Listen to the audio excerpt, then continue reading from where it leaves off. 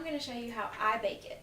Now, I'm not an expert, and I've only done this 3 or 4 times, so when you make it, you can pretty much do what feels right to you.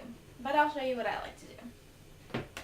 Usually I do refrigerate my dough for at least 2 days before I use it, but today I just made the dough and I'm in the mood for bread. So what I'm going to do is take half of the dough. As you can see, it's very big and puffy.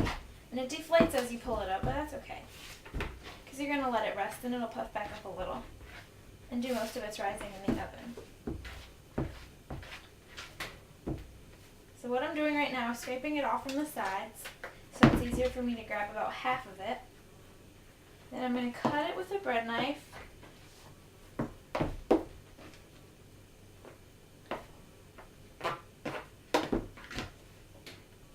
And then what you're doing now is called cloaking, and what you're really trying to do is to get all the gluten strands lined up so that the bread puffs evenly in the oven. And the best way to do that is put a little bit of flour on your hands.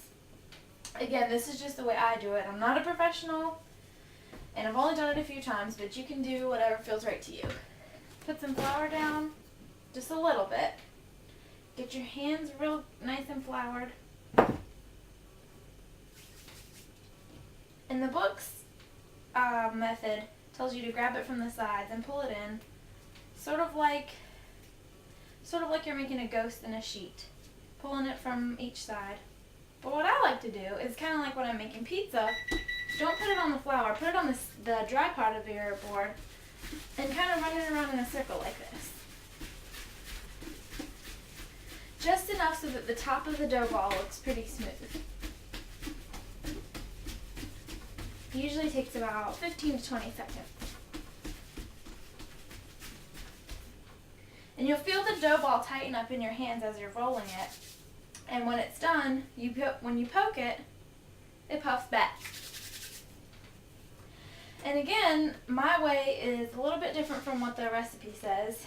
The first time I did try to transfer the dough from a pizza peel into the oven, and I didn't have pleasant results. So after that, I tried baking it on parchment, and it's worked every time. So what I do is sprinkle a little bit of flour on a small piece of parchment paper, just a little bit of flour. And then take your dough ball and put it on the parchment. Now you're going to let it rest.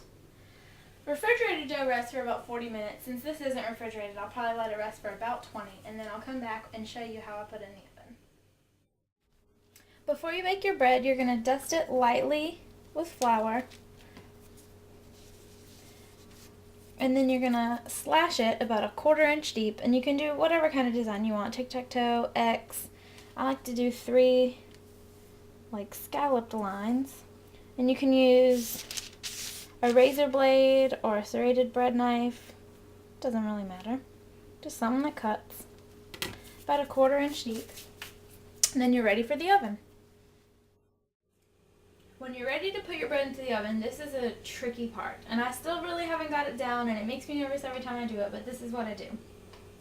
You're going to put your bread that's on your parchment sheet on a rimless baking sheet, or if you have a pizza peel, you could use a pizza peel.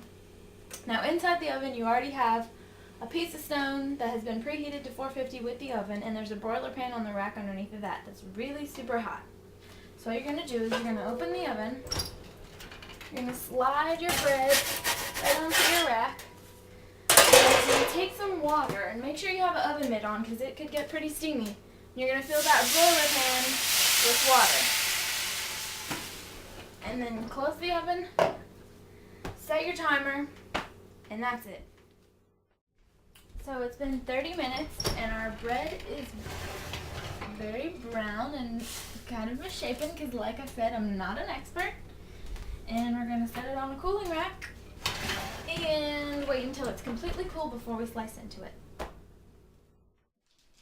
Listen to this sound. I know this video camera does not have good focus up close, but just listen. Is that not wonderful? Get into it. Okay. It's still hot, and usually I don't do this. Gorgeous. How incredible is that? Can you imagine tearing into this fresh hunk of bread right when you sit down at your dinner table? and knowing that you did it, it's so easy. I don't know why everyone doesn't make bread at home. It tastes delicious. It takes a few minutes. Not at all like how maybe your grandma or your mom had to go through making bread, but do as I say, not as I do. Let your bread go all the way before you tear into it, and I hope you try this recipe, and I hope you love it.